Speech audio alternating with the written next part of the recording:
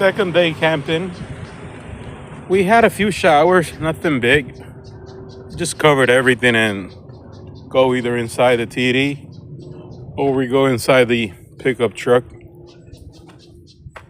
This is a truck tent that goes up there. I have to pull it out because I'm using the truck. It was awesome that I brought the hose. Water. Shore power. We put the box fan. My brother's there. Yes, hey, bro. Gally.